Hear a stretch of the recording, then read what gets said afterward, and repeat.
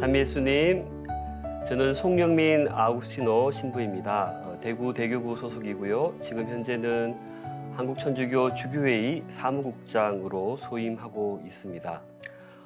이번 주부터 4주간에 걸쳐서 저와 함께 생태 영성을 찾아서라는 주제로 함께 이야기 나누어 보도록 하겠습니다. 우리 생태 영성을 찾아서 여정을 4주간의 여정을 시작하면서 산미밭 외측에 있는 우리의 지구를 위한 기도를 여러분과 함께 바치고 싶습니다. 성부와 성자와 성령의 이름으로 아멘. 전능하신 하느님, 하느님께서는 온 세계에 계시며 가장 작은 피조물 안에 계시나이다. 존재하는 모든 것을 온유로 감사 하시는 하느님, 저희에게 사랑의 힘을 부어주시어 저희가 생명과 아름다움을 돌보게 하소서. 저희가 평화로 가득 차 한 형제 자매로 살아가며 그 누구에게도 해를 끼치지 않게 하소서. 오 가난한 이들의 하느님, 저희를 도와주시어 저희가 하느님 보시기에 참으로 소중한 이들, 이 지구에 버림받고 잊힌 이들을 구하게 하소서. 저희 삶을 치유해 주시어 저희가 이 세상을 약탈하지 않고 보호하게 하시며 오염과 파괴가 아닌 아름다움의 씨앗을 뿌리게 하소서. 가난한 이들과 지구를 희생시키면서 이득만을 추구하는 이들의 마음을 움직여 주소서. 저희가 하느님의 영원한 빛으로 나아가는 여정에서 모든 것의 가치를 발견하고 경외로 가득 차 관상하며 모든 피조물과 깊은 일치를 이루고 있음을 깨닫도록 저희를 가르쳐 주소서.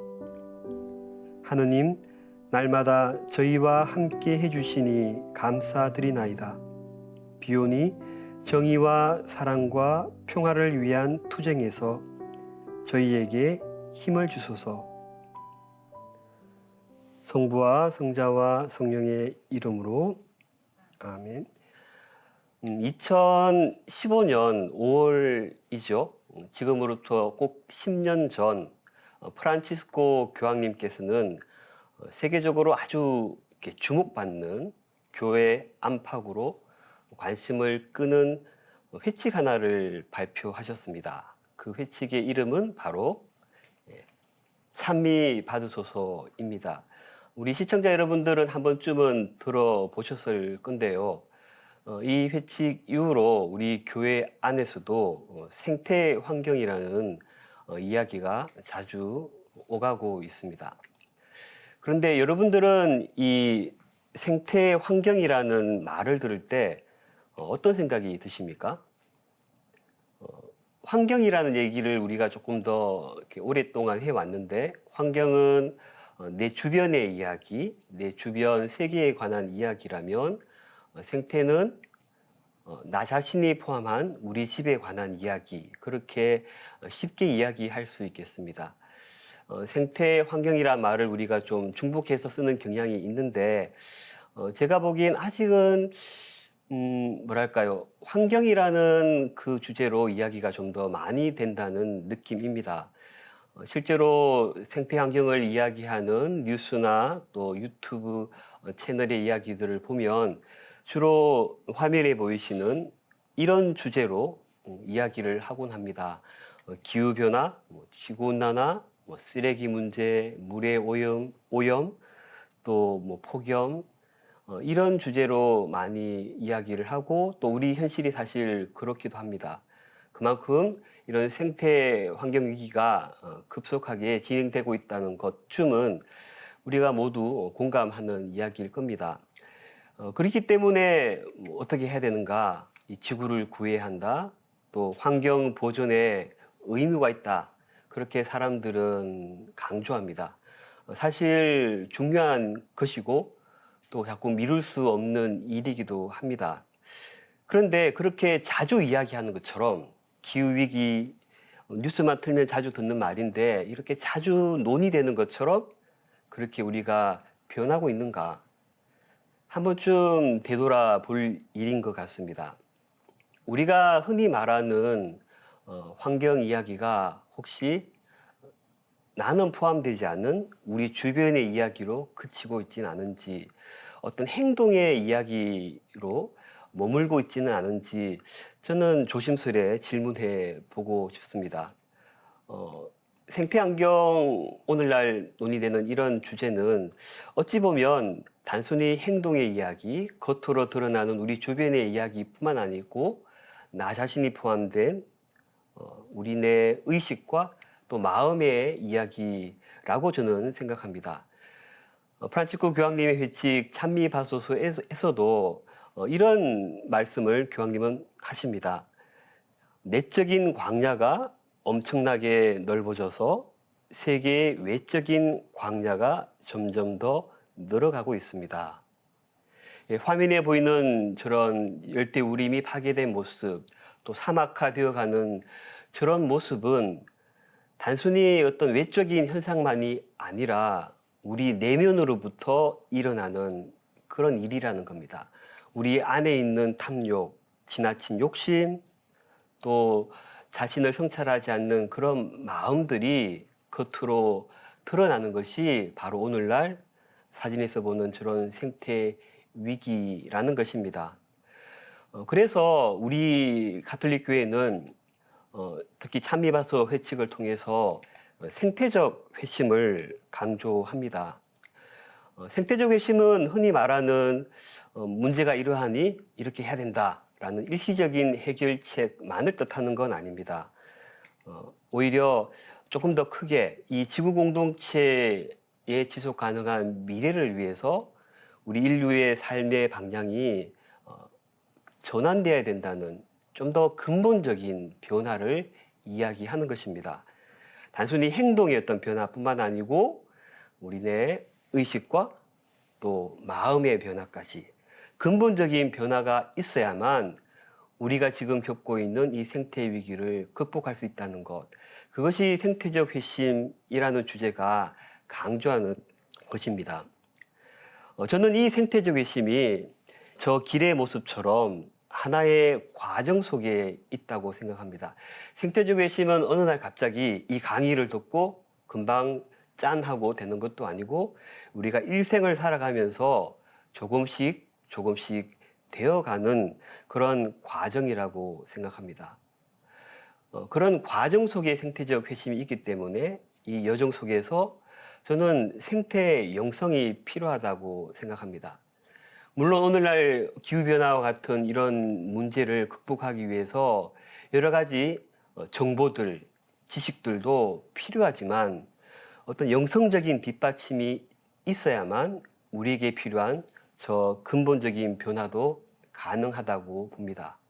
예, 마음의 문제이기 때문에 영성의 위기이기 때문에 생태 영성도 필요하다는 그런 이야기입니다. 언제부턴가 이 찬미바소 회칙 때문인지 우리 교회 안에도 생태 영성이라는 그런 말이 조금씩 익숙해져 갑니다.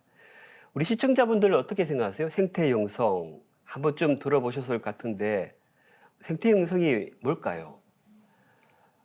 뭐 여러 가지로 정의할 수 있겠지만 생태 영성은 보통 일반적으로 전통적인 영성이 어때요?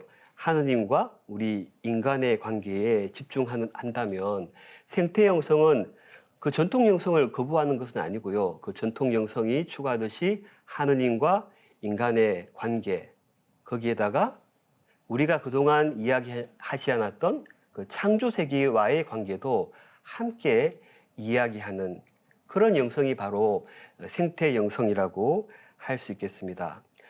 그동안 우리가 영성에 관해서 이야기하면서 자연이라는 영역을 소홀히 한 경향이 없지 않은데 우리가 그동안 함께 이야기하지 않았던 그 창조 세계까지도 이 영성사리에 포함시키자는 그런 이야기입니다. 회칙의 말을 그대로 빌리자면 내적인 차원에서는 우리 자신과 또 연대의 차원에서는 우리 주변의 이웃들과 또 생명의 차원에서는 모든 살아있는 하느님의 피조물과 또 영적으로는 하느님과 조화를 이루는 것, 그것이 바로 생태 영성이라고 저는 생각합니다. 그래서 오늘부터 시작되는 이 4주간의 여정을 통해서 저는 우리 시청자 여러분들을 생태 영성을 찾아가는 여정에 초대하고 싶습니다. 뭐 생태 영성이 이런 것이다, 단적으로 그렇게 쉽게 정의하는 것보다는 저도 그렇고 여러분도 그렇고 생태 영성이 어떤 것일까 조금씩 조금씩 찾아가는 그런 시간을 가져보았으면 좋겠습니다. 뭐 이론적으로 멋있게 정리된 그런 지식이 아니라 조금씩 깨달아가는 현재 진행형인 그런 생태 영성을 여러분과 함께 찾아보고 여러분과 함께 찾아보고 싶습니다. 제가 여러분과 함께 나누고 싶은 내용은 총 7가지인데요. 오늘은 먼저 첫 번째 시간인 만큼 가장 기본이 되는 바라봄의 영성에 대해서 함께 살펴보겠습니다. 우리 시청자 여러분과 함께 읽고 싶은 성경을 제가 골라보았는데요. 지혜서 13장 1절에서 5절까지의 말씀입니다. 함께 읽어볼까요? 하나님에 대한 무지가 그 안에 들어찬 사람들은 본디 모두 아둔하여 눈에 보이는 좋은 것들을 보면서도 존재하시는 분을 보지 못하고 작품에 주의를 기울이면서도 그것을 만든 장인을 알아보지 못하였다. 피조물의 웅대함과 아름다움으로 미루어 보아 그 창조자를 알 수 있다. 어떠세요? 한 번쯤 들어보셨을 아주 유명한 성경 구절인데요. 이 말씀에 따르면 하나님, 이 창조주 하나님을 알기 위해서 뭐가 필요하다는 거죠? 그분께서 창조하신 그 세계를 보는 것이 필요하다. 창조 세계를 봄으로써 그 창조 세계의 그런 아름다움과 웅비함을 봄으로써 그분이 누구신지 알 수 있다고 이 지혜서 저자는 이야기하고 있습니다. 이 지혜서 말씀도 그렇듯이 하느님을 알기 위해서 그분이 누구신지 알기 위해서는 그분이 창조하신 이 세계를 보는 것이 중요합니다. 본다는 것이 우리 영성 생활살이에 너무나 중요하다는 이야기를 제가 먼저 하고 싶은 겁니다. 제대로 봐야, 또 정확하게 봐야 더 깊은 의미, 또 그분이 하고자 하시는 그런 메시지, 그분이 우리에게 원하시는 것들을 제대로 파악할 수 있다는 그런 이야기입니다. 하느님 관계뿐만 아니겠죠. 하느님과 우리와 나와 내 이웃과의 관계 역시 그 사람을 제대로 봐야 그 사람이 원하는 것이 무엇인지 또 제대로 소통할 수 있을 겁니다. 사람뿐만 그렇겠습니까? 우리 주변에 또 이 자연 세계, 다른 피조물과의 관계 역시 우리가 관심을 갖고 바라볼 때 그 관계의 맺음도 조금 더 조화로울 수 있다. 저는 그렇게 생각합니다. 혹시 여러분 영화 아바타를 보셨습니까? 손 들어보세요. 우리 이 TV를 보시는 분. 아바타 한 번쯤은 이야기 들어보셨을 것 같은데 이 아바타라는 영화를 보신 분들은 아시겠지만 아주 유명한 이렇게 명대사가 하나 나오죠. 뭐죠? 네, I see you라는 대사. 굳이 번역하자면 나는 당신을 봅니다. 나는 당신이 보여요. 이렇게 말할 수 있겠는데 전 이 대사가 제가 말하는 그 생태 영성의 바라봄의 영성에 참 이게 조화롭게 연결된다고 생각합니다. 이 영화에서 보통 인사를 할 때는 안녕하세요, 헬로우 할 수 있는데 이 나비족은 어떤 사람의 겉모습뿐만이 아니라 내면까지 진실되게 볼 때 그 사람을 정말 내 마음에 받아들일 때 이렇게 인사합니다. I see you라고요. 이렇게 봅니다, 보여요라고 인사를 함으로써 그 사람의 가치를 인정하고 그 사람에 대한 어떤 이해와 존경을 표현합니다. 한번 저를 따라해 보시겠어요? I see you. 참 멋지죠, 그죠? 그만큼 그 사람과의 관계 맺음을 위해서 본다는 것이 참 중요하다는 얘기를 이 대사는 이야기하는 것 같습니다. 우리가 잘 아는 띠아르드 샤르댕 신부님, 이 예수의 신부님도 인간 현상이라는 아주 이렇게 유명한 책에서 이렇게 말씀하셨습니다. 본다는 것이 얼마나 중요한지를요. 본다는 것, 생명 전체가 이미 여기 있다고 할 수 있다. 이 생명의 역사는 이 신부님 말씀에 따르면 이 창조 세계 한가운데서 더 완벽한 눈을 만들어내고 그 눈으로 더 많은 것을 분별할 수 있게 되는 그런 여정이라고까지 말씀하십니다. 그만큼 잘 봐야 더 잘 살 수 있다는 이야기입니다. 그래서 이 신부님은 보는 것 아니면 죽음이라고 이 생명의 그 진화 역사 안에서 보는 것이 그만큼 이 생존의 바탕이라고 강조하셨습니다. 저는 이 신부님의 말씀에 비추어서 보는 것이 생존의 바탕이듯 잘 보는 것, 제대로 보는 것은 우리 영성살이의 출발점이다. 그렇게 말씀드리고 싶습니다. 성경에 봐도 그런 말이 나옵니다. 성경에서는 흔히 이제 보다라는 말이 많이 나오는데 보다라는 동사를 두 가지로 구분합니다. 블레포라는 동사와 호라오라는 동사를 쓰는데 흔히 이렇게 좀 자주 등장하는 이 블레포라는 말은 육안으로 이렇게 본다는 의미라면 호라오라는 동사는 영적 시선을 의미합니다. 그만큼 우리 그리스도인들은 무엇을 조금 더 보는 사람, 무엇을 좀 더 볼 줄 아는 사람, 보이는 것 넘어 보이지 않는 것까지 보려고 애쓰는 그런 영적 시선을 가진 사람이 바로 우리 그리스도인이 아닐까 저는 그렇게 생각합니다.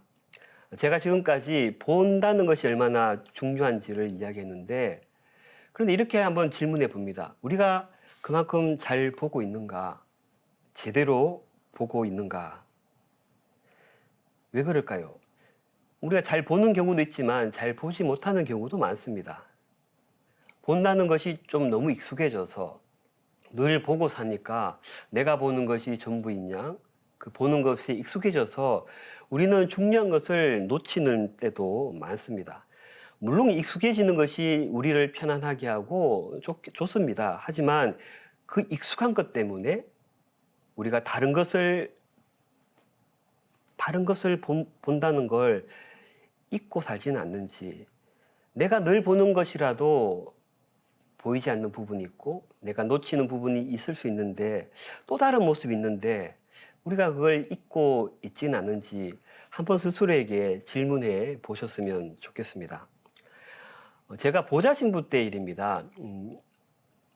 제가 두 번째 보좌신부로 갔던 분당이 포항 지역에 있었는데요. 바다와 아주 가까이 있는 본당이었습니다. 성당 옥상에 가면 바다가 보일 정도로 바다와 가까이 있었는데 제가 바다를 참 좋아합니다. 그래서 이 성당에 갔을 때 너무 좋았습니다. 그래서 거의 매일 점심 먹고 바다 구경을 갔습니다. 가서 와 바다다 하고 이렇게 좋아했더랬는데 한 달이 지나고 두 달쯤 되니까 어땠을까요? 일주일에 이제 한 번 정도 갈까 말까 합니다. 그렇게 좋아했던 바다가. 그런데 한 6개월쯤 지나니까 손님이 오면 그때서야 바다 데리고 가서 야 바다다 얼마나 아름답습니까 이렇게 말하는 저 자신을 이렇게 부끄럽지만 이렇게 제 이야기를 나누어 드립니다. 그만큼 처음에는 다 좋은데 그것이 익숙해지면 잘 보지 않는다는 겁니다. 오늘날 우리 주위를 둘러보세요. 아마 인류 역사상 가장 볼 것이 넘쳐나는 시대입니다. 그런데 이렇게 볼 것이 많은데 우리는 오히려 시야가 좁아지고 또 어떤 것의 그 깊은 차원을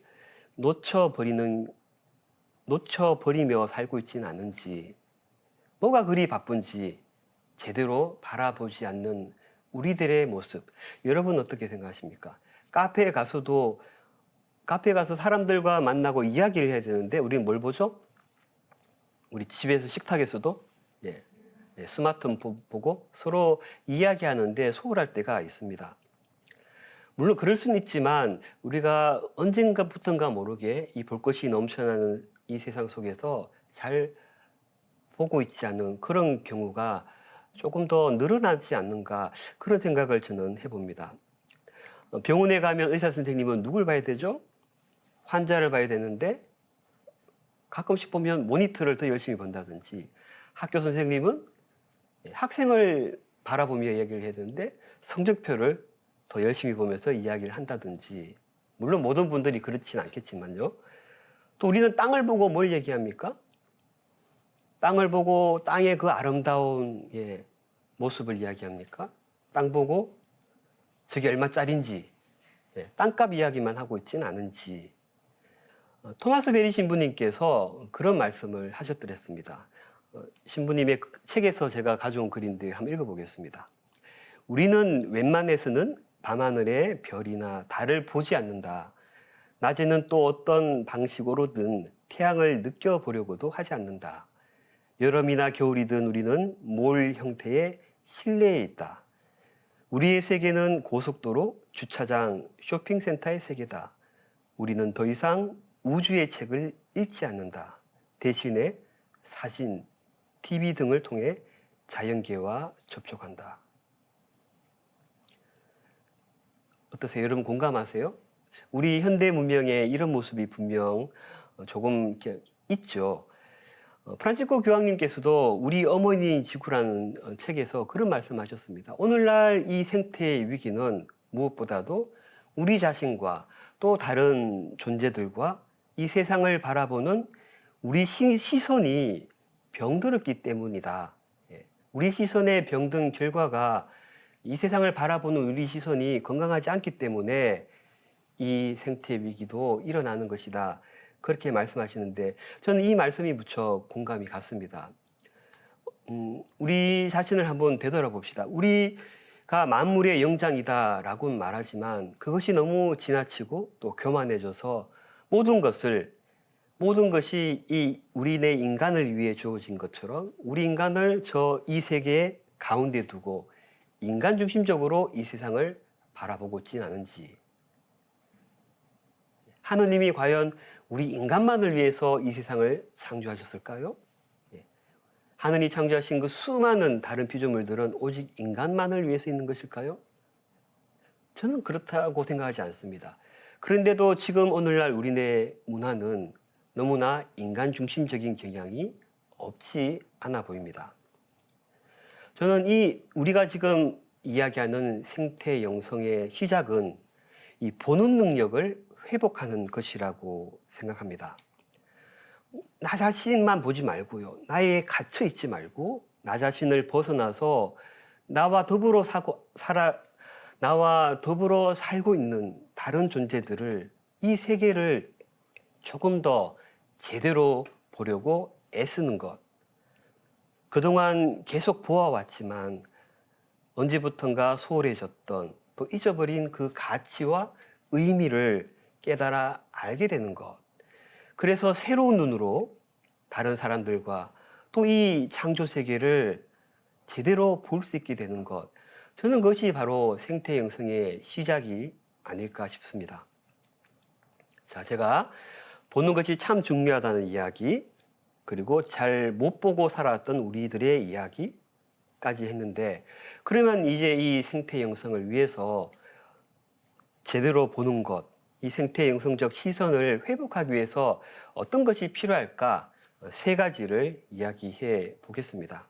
생태 영성적 시선을, 그런 바라봄을 위해 저는 먼저 여러분께 멈춤의 중요성에 대해서 이야기하고 싶습니다. 우리가 생태 영성적으로 살기 위해서 생태적 시선으로 우리 주변의 이 세계를 바라보기 위해선 좀 멈출 수 있는 여유가 필요하다고 생각합니다. 열심히 사는 것도 좋지만 때론 그 바쁜 걸음을 멈추고 느림의 미학을 받아들이고 쉼의 영성에 잠길 수 있어야 한다는 겁니다. 너무 우리가 속도 강박이죠. 빨리 뭐든지 빨리 또 열심히 효율적으로 이런 문화 속에 우리가 익숙해져 있는데 폴 라파르그의 말처럼 지금 우리 현대인들은 가만히 멈추어서 나를 또 내 주변의 사람들을 또 이 하느님 창조 세계를 바라볼 시간이 필요하다. 저는 그렇게 봅니다. 대표적인 모델은 이미 우리 성경 안에 있습니다. 뭘까요? 네, 바로 안식일. 안식일은 이 쉼의 영성에 이 멈출 수 있는 멈추라는 이 메시지에 참 좋은 모델이라고 저는 생각합니다. 안식일은 단순히 그냥 일 더 잘하기 위해서 휴식을 위한 그런 날이 아닙니다. 하느님께서도 창세기 이야기에 따르면 모든 창조를 마치시고 쉬셨다라는 그 말씀처럼 안식일은 자기 활동을 멈추고 하느님 안에 그 창조주신 하느님 안에 머물면서 하느님과 또 이웃과의 관계를 살피는데 그 의미가 있다고 할 수 있겠습니다.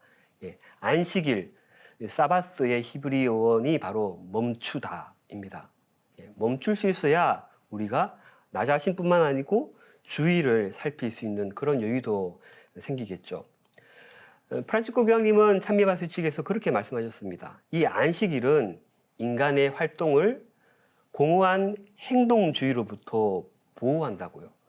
너무 우리가 뭘 해야 된다는 어떤 그런 강박관념에 살 수 있는데 때로는 그것이 공허해질 수 있는데 때로는 멈추고 쉬면서 하느님 안에 또 머물고 이웃과의 관계를 살필 때 우리는 그러한 자기중심적인 행동주의를 극복할 수 있다. 저는 그렇게 봅니다.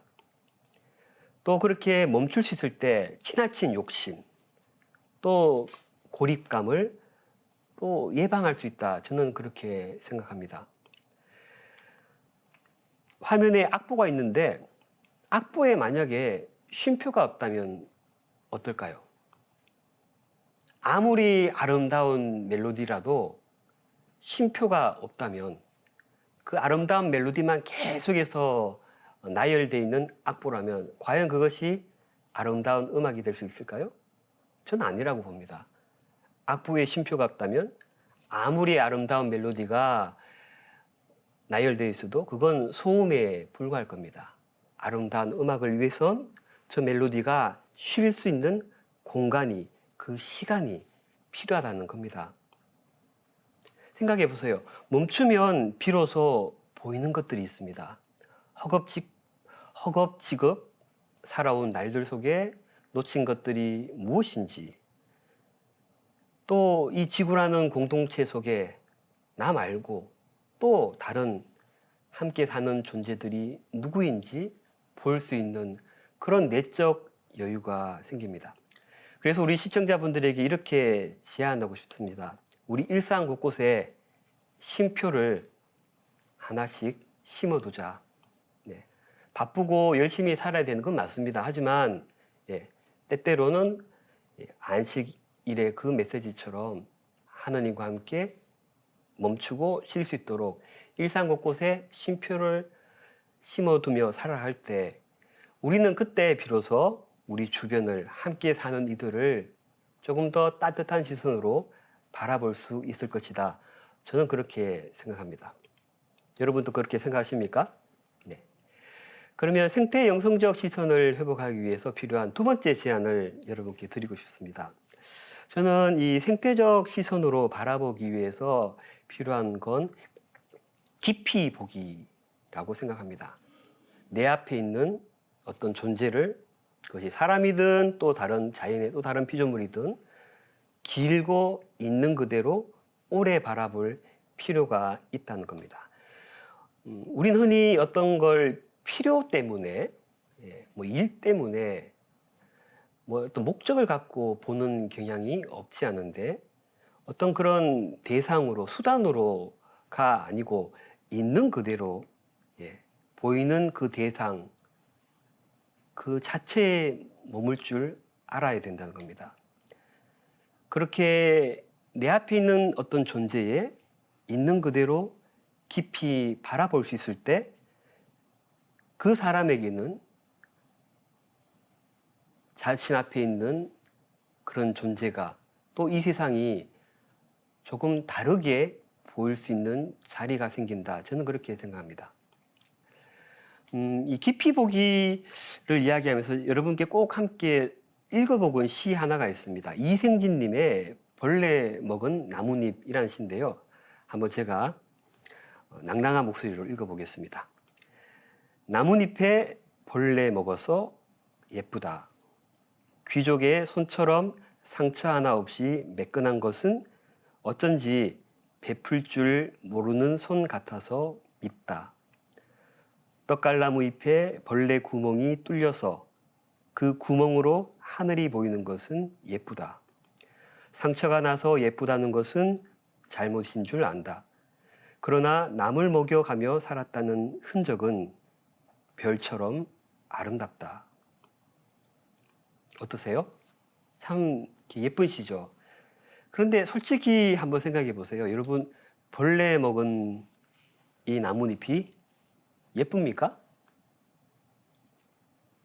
이 나뭇잎을 여러분 주워다가 여러분 책갈피로 삼고 싶으세요? 솔직히 말하면 이 나뭇잎이 예쁘지 않죠. 하지만 이 시인은 이 나뭇잎 하나, 벌레 먹은 나뭇잎도 깊이 바라볼 수 있는 마음이 있는 것 같습니다. 예.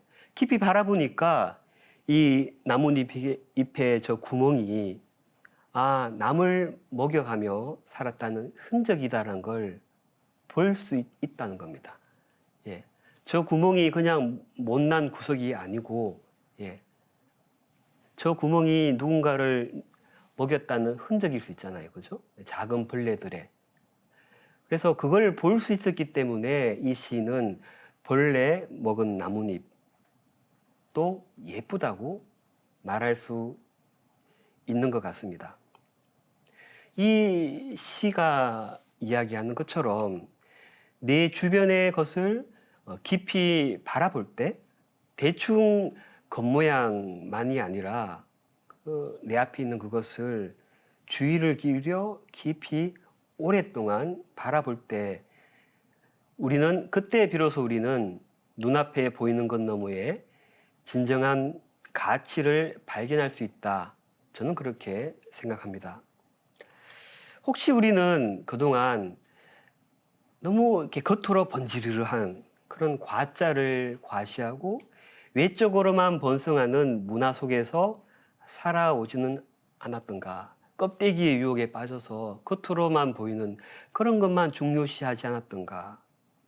보이는 걸 넘어 보이지 않는 것을 볼 줄 아는 그런 영적인 눈, 마음의 눈을 잃어버린 것은 아닌가? 한번 스스로 성찰해 보셨으면 좋겠습니다. 이런 이야기가 있습니다. 어떤 학교 선생님이 초등학교에서 아이들에게 이런 질문을 했대요. 여러분, 눈이 녹으면 어떻게 될까요? 그랬더니 많은 아이들이 이렇게 말했답니다. 에이, 눈이 녹으면 길이 지저분해져요. 옷이 더러워지고 걷기 불편해요. 예, 우리 주변을 보면 그런 모습을 봅니다. 그래서 아이들도 아마 그래서 이런 대답을 했나 봅니다. 그런데 한 아이는 이렇게 대답했답니다. 눈이 녹으면 봄이 와요. 눈이 녹으면 봄이 와요. 여러분, 이 두 대답 중에 어떤 쪽이 더 깊이 바라보는 시선을 가진 모습이라고 생각하십니까? 어떤 모습이 더 생태적 시선이라고 생각하십니까? 어떤 것이 더 생태, 영성적 감수성을 갖춘 모습이라고 생각하십니까? 어떤 영성가가 그런 말을 했더라고요. 종이 한 장을 보더라도 그 속에 담긴 나무, 비, 구름, 태양을 볼 수 있어야 된다. 그 나무가 자라면서 들었던 그 산속 무수한 벌레들의 울음소리를 들을 수 있는 그런 마음이 필요하다라고 했는데 저는 그분의 말씀처럼 우리가 종이 한 장을 보더라도 그것을 함께 바라볼 수 있는 그런 눈이 있다면 아마 그 종이를 대하는 태도도 조금은 달라지지 않을까라고 생각합니다. 예, 종이를 그냥 물질로, 그냥 하찮은 물질로만 보는 것과 그 종이 하나가 있기까지 수많은 생명의 수고와 정성이 담겨 있는 것, 그것까지 깊이 바라볼 수 있는 것의 차이. 단순히 종이를 아껴야 된다, 그렇게 자꾸 종이 아껴라 라고 말하는 것보다 그 종이 한 장 너머에 있는 그 많은 것을 볼 수 있는 눈이 있다면 아마 그 작은 것도 소중히 대할 수 있지 않을까, 저는 그런 생각을 여러분과 나누고 싶습니다. 생태 영성적 시선을 회복하기 위해서 제가 세 번째로 제안하고 싶은 것은 크게 보기입니다.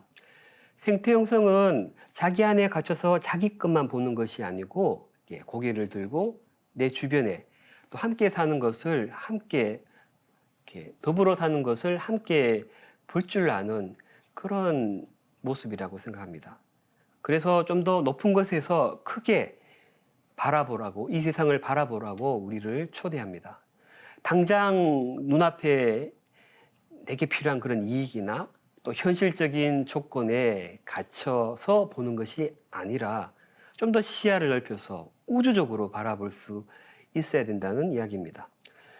숲 밖에서, 숲 속에 있으면 잘 안 보이잖아요. 숲 밖에서 보아야 숲 전체를 볼 수 있듯이 우리가 살고 있는 이 지구를 전체적으로 바라볼 때, 그때 비로소 우리는 우리 자신과 또 인류와 이 지구와의 관계를 새롭게 인식할 수 있을 것입니다. 제가 나사 홈페이지에서 사진을 한 장 가져왔는데요. 잘 보이십니까? 이 사진에 있는 저 화살표로 표시한 저 작은 점은 무엇인 것 같으세요? 네, 예상하셨겠지만 저 작은 점은 우리가 지금 살고 있는 지구의 모습입니다. 이 사진은 1990년 2월 14일에 보이저 1호가 태양계를 벗어나면서 우리가 살고 있는 이 지구를 촬영한 사진입니다. 이 사진에 담긴 저 작은 점, 실제로 보면 저 작은 점은 약간 푸른 빛이 돕니다. 그래서 이 사진을 본 칼 세이건이라는 유명한 과학자는 창백한 푸른 점이라는 글을 쓰게 됩니다. 그 글의 일부를 여러분께 소개해 드리고 싶습니다. 칼 세이건 박사가 이렇게 이야기합니다. 저 점을 보면서요, 여기 있다. 여기가 우리의 고향이다. 이곳이 우리다. 우리가 사랑하는 모든 이들, 우리가 알고 있는 모든 사람들, 당신이 들어봤을 모든 사람들, 예전에 있었던 모든 사람들이 이곳에서 삶을 누렸다. 우리의 모든 즐거움과 고통들, 확신에 찬 수많은 종교 이데올로기들, 인간 역사 속의 모든 성인과 죄인들이 여기 태양빛 속에 부유하는 먼지의 티끌 위에서 살았던 것이다. 저 작은 점, 저 작은 곳에 살면서 우리는 뭐 때문에 그렇게 용서하지 못하고, 뭐 때문에 그렇게 놓지 못하고, 뭐 때문에 그렇게 집착하고 사는지. 저도 가끔씩 미운 마음이 들 때, 또 못된 생각이 들 때, 날 때, 이 사진을 제 컴퓨터에 띄워놓고 바라보곤 합니다. 크게, 내가 살고 있는 곳을 멀리서 크게 바라볼 때 평소에 생각하지 못했던 걸 볼 수 있는 여유가 생기는 것 같습니다. 그만큼 때로는 자기가 살던 곳에서 빠져나와서, 자기를 벗어나서 내가 살고 있는 그곳을 큰 시선으로, 보다 더 넓은 시선으로 바라볼 수 있어야 한다는 겁니다. 프란치스코 교황님께서도 찬미밭 회칙에서 우리 지구를 이렇게 부르자고 초대하십니다. 우리 공동의 집. 우리가 살고 있는 이 지구를 새롭게 바라보고 이해하자는 겁니다. 좀 전체적인 관점에서 우리가 사는 걸 바라보고, 우리가 사는 곳을 바라보고, 내가 어디에 속해 있는지 생각해 보자는 겁니다. 지구는 단순히 인간만을 위한 자원 창고나 인간을 위한 배경이 아니라는 겁니다. 80억이 넘는 이 인류와 또 헤아릴 수 없을 만큼 수많은 피조물들이 함께 살아가는 하나의 공동체, 유일무이한 집이라는 것. 그래서 교황님은 좀 전체적인 시각에서 우리가 살고 있는 이곳을 공동의 집, 우리들의 공동의 가정이다. 그렇게 바라보자라고 강조하시는 겁니다. 흔히 지구도지라고 알고 있는 우리가 살고 있는 공동의 집 모습을 바라봅시다. 생태 영성은 보다 넓은 관점에서 이 지구가 어떻게 보면 참 연약해 보이는 저 작은 행성이 누구의 것인지, 저 속에 누가 살고 있는지 바라보도록 초대합니다. 분명한 것은 이 지구가 인간들만의 집이 아니라는 것. 무엇보다 하느님이 창조하시고 그분께서 머무시는 하느님의 집이라는 것. 또 그분께서 창조하신 수많은 다른 피조물들의 집이기도 하다는 것. 그걸 우리가 볼 수 있다면, 그걸 우리가 기억하고 살 수 있다면 우리는 조금은 다른 모습으로 그것을 대하지 않을까, 이 지구를 그렇게 다른 모습으로 대하지 않을까 저는 생각합니다. 여러분은 우리가 살고 있는 이 공동의 집을 어떻게 바라보십니까? 그동안 우리가 마치 호텔인 것처럼 잠시 머물다가 떠나면 그만인 호텔인 것처럼 바라봤는데 교황님은 그렇게 말씀하십니다. 홈, 집, 우리의 가정으로, 모두의 가정, 모두의 집으로 바라보자고요. 오늘 이야기를 한번 정리해 보겠습니다. 오늘 바라봄의 영성에 대해서 여러분과 함께 이야기 나누는데요. 저는 이렇게 강조하고 싶습니다. 다르게 봄으로써 우리는 다르게 행동한다. 흔히 생태 영성은 우리가 달라져야 된다, 다르게 이것저것을 해야 된다, 에너지를 절약해야 된다, 재활용을 해야 된다 강조하는데 그런 다른 행동은 자꾸 뭘 해야 된다라고 강조한다고 해서 쉽게 이루어지는 건 아니라고 저는 생각합니다. 다르게 볼 때 그것의 가치, 그것의 존재 이유, 또 내가 보지 못했던 그 어떤 신비를 바라볼 때 우리는 비로소 그것을 제대로 대할 수 있을 것이다. 저는 그렇게 봅니다. 우리의 행동은 결국 이 세상을 어떻게 바라보느냐에 달려 있다는 겁니다. 이 세상을 어떻게 바라보느냐, 인간이 이룬 이 문명, 이 공동체를 어떻게 생각하느냐, 생태계를, 저 자연을 나는 어떤 식으로 바라보느냐, 또 나아가서 우리 자신을, 우리 인간을 어떤 존재로 바라보느냐에 따라서 우리가 이 자연을 위해 어떻게 행동할 것인지 결정된다. 저는 그렇게 말씀드리고 싶습니다. 오늘 제가 이 바라봄의 영성을 통해서 여러분께 특별히 강조하고 싶었던 것은 이것입니다. 이 바라봄의 감수성이 필요하다는 것. 저는 이 바라봄의 감수성이 이 생태 영성을 한 걸음 더 나아가게 하는데 가장 기본적인 요소라고 생각합니다. 우리 인류가 그동안 거만한 눈으로 이 세상을 바라보고 너무 인간 중심적으로 보고 또 그 세상을, 하느님 창조 세계를 함부로 대했다면 이젠 우리가 바라봄의 감수성으로 이 사랑의 눈으로 하느님이 창조하신 것을, 또 다른 사람을, 또 다른 피조물들을 이 사랑의 눈으로 바라보고 또 그 사랑의 시선으로 대할 때 그때 비로소 우리에게 필요한 생태적 회심도 가능할 것이다. 저는 그렇게 생각합니다. 그래서 이 첫 번째 시간 강의를 마치면서 여러분과 함께 프란치스코 교황님 양성에서 문학의 역할에 관하여라는 문헌에 나오는 이 말을 여러분과 함께 나누고 싶습니다. 교황님이 이렇게 말씀하셨어요. 보는 법을 참으로 배운 사람은 보이지 않는 것에 가까워집니다.